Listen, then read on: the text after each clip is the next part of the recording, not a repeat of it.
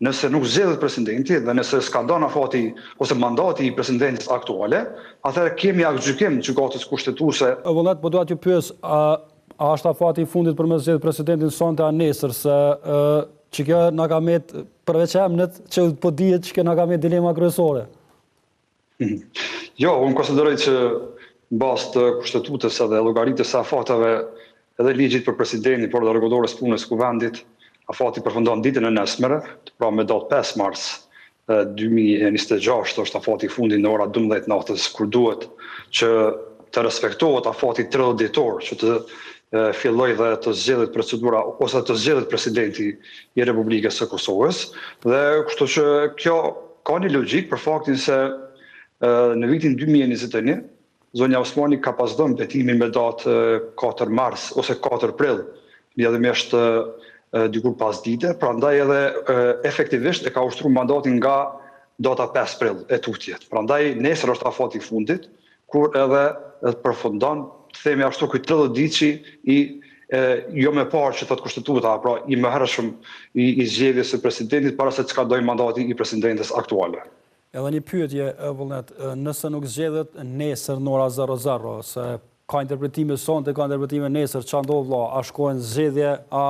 kryet kjo puna ku përfundojmë ta dim? Jo, sipas 186 kushtetutës, nëse provohet në 3 runde dhe dështohet zgjedhja e presidentit për shkak të mungesës së votave, atëherë shkojmë me zgjedhje me automatizëm, pra shpërndahet kuvendi dhe brenda 45 ditësh mbahen zgjedhjet e reja. Në rast se shkelet ky afati 30 ditor, pra që ka qenë një farë lloj afati procedural kushtetues që paraprakisht të zgjedhet presidenti jo më vonë se 30 ditë para se mi skadu mandati të presidentit ose të presidentes aktuale, juridikisht kur fillon sonte procedura, hyn në fuqi një afat tjetër kushtetues, sipas 182 kushtetutës, dhe nga sonte, pra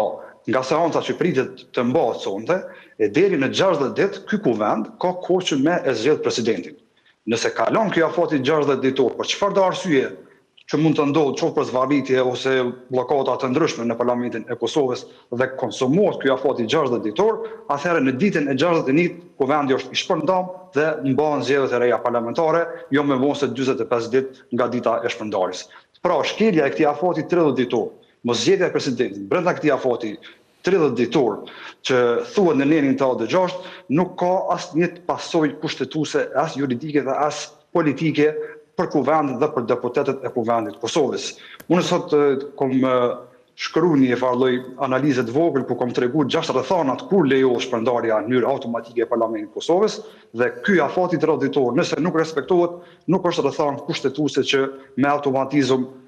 shkelet kushtetuta dhe shpërndahet kuvendi dhe shkojmë në zgjedhje të parakohshme. Dhe Bugashko, një pyetje këtu se po bën kurioz shumë me ato se çfarë po thua. Mirë, po